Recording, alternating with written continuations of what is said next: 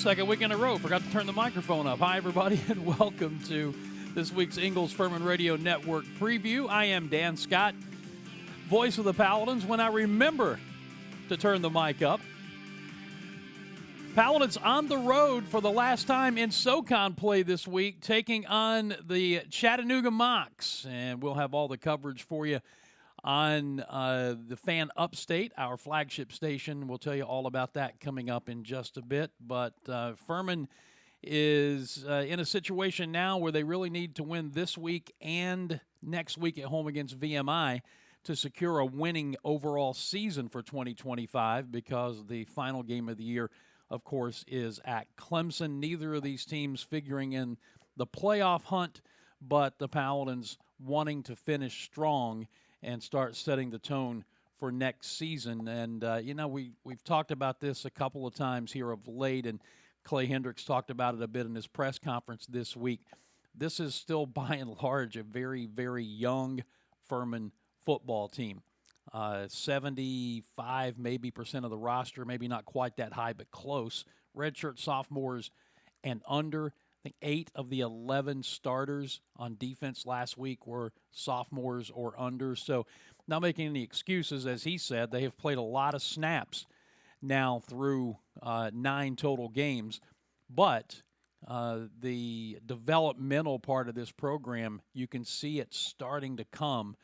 And it would go a long way, I think, towards some confidence and momentum heading into the offseason if they could finish with a winning overall record. And this game is going to kind of be the linchpin for that as the Paladins head to Chattanooga to take on the Mocs. Taking a look at the series from Hunter Reed's game notes, Furman has an all-time lead of 33-22, 18-9 in Chattanooga. And, of course, the last time Furman was there, a 17-14 win with Carson Jones coming off the bench to replace an injured Tyler Huff in 2023. That win secured the Southern Conference Championship for the Paladins. Last year, the Mocs won here in Greenville 41-10 to stop an 3-game winning streak by Furman in the series. The Paladins are 11-3 against the Mocs in Finley Stadium, which they have played at since 1997. So, and you can see that the series dates all the way back to 1928, a game that Chattanooga actually won 15-10 in Greenville. When you start taking a look at some of the relevant numbers, matchups, and people to pay attention to, this is a mock team that runs the ball very, very well. They average just over 200 yards rushing per game, and they do it in multiple fashions. Justice Durant is their leading rusher out of the backfield, 613 yards rushing. He averages 4.8 a carry, has 4 rushing touchdowns. Ryan Ingram, 417 yards, averaging 5 yards a carry and 6 rushing touchdowns. And then their quarterback, Camden Orth, has also rushed for 389 yards, 5.1 yards a carry, and 5 rushing touchdowns. And when you look at his passing numbers, they are not overwhelming by any stretch of the imagination.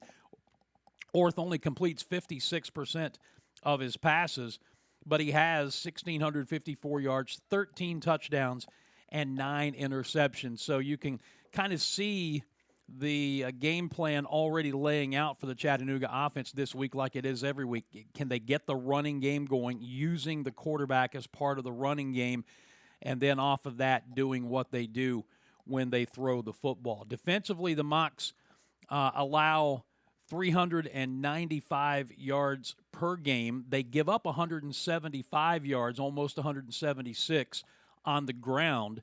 And Furman, over the last 3 or 4 games, up until last week against Mercer anyway, had shown some improvement in the running game. So we'll see if Justin Roper can get the running game established against this Mocs defense.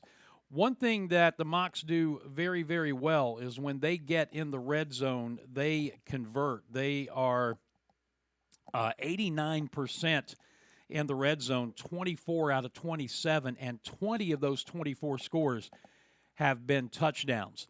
So when they get to the red zone, they've been highly, highly efficient. Defensively, they have allowed 22 opponent scores in the red zone in 22 attempts, 16 touchdowns.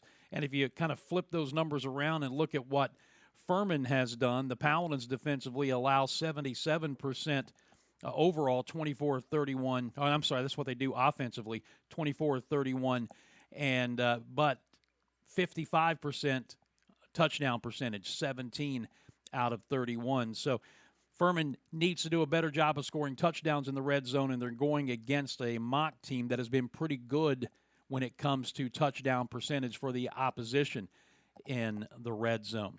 So that's a kind of an overall look at the numbers. The Paladins are as healthy as they have been in a long time. All three of the receivers at the top of the receiver rotation are back in and listed as starters this week. Evan James, Kerry King, and Jakeith Hamilton.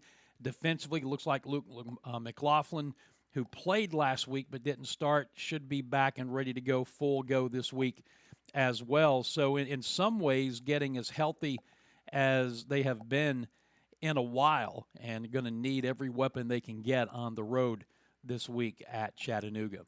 Let's take a look at the conference standings, and we'll talk about the schedule in just a moment. But you see right there at the top of the Southern Conference standings, Mercer and Chattanooga both still undefeated. Mercer 6-0 after beating Furman last week. Western Carolina 5-0 after beating this Chattanooga team a week ago. Chattanooga 3-2, Furman 3-3, the Citadel also 3-3, and then ETSU and Wofford at 2-3, Samford 1-6, and VMI still looking for its first conference win at 0-5.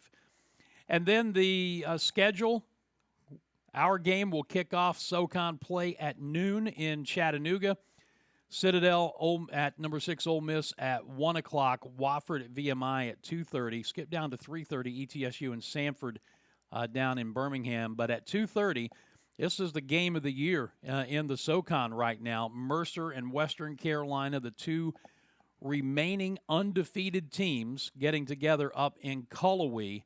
And this is an opportunity for Kerwin Bell and company to kind of reverse what has been the course since he's been there at Western Carolina, where they have lost games late in the SoCon season that have kept them out of the playoffs. Well, if they can beat Mercer at home this week, you never a guarantee if you end up putting yourselves in the hands of your fate in the hands of a group that goes behind closed doors and calls himself a committee.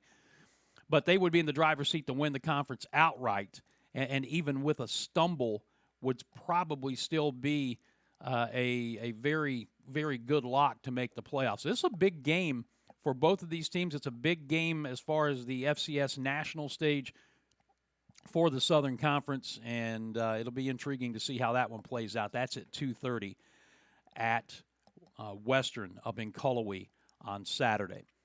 As for us, it is an early kickoff, which means an early pregame, which means for a late Friday night for Tom Van Hoy and I, because we'll be doing Furman basketball here at Timmons Arena, the regular season home opener against Troy, and then heading to Atlanta, spending the night, getting up early, hooking up with David Cobb, and getting in to Finley Stadium to bring you the Pepsi Countdown to Kickoff beginning at 10:30 a.m. with the kick at noon. TV, if you're going to watch, is ESPN Plus. We invite you to do that. Turn the sound down. Listen to us as we bring you all the action via the Fan Upstate, 97.7 FM in Greenville, 97.1 in Spartanburg, Odyssey.com and the Odyssey app online around the world. And then, of course, we also have our booth cam as well on Facebook and X. So it's going to be an intriguing week. It is going to be an important week as far as Furman's push to finish with a winning record here in 2025. And as always, you'll get the entire story, start to finish, good Lord willing, on the Ingles Furman Radio Network beginning at 10:30 a.m. on Saturday morning. That'll do it for this week's edition of the Ingles Furman Radio Network preview. We'll talk to you from Chattanooga on Saturday at 10:30. Until then, for all of us here at Furman, I'm Dan Scott. God bless you, and so long, everybody.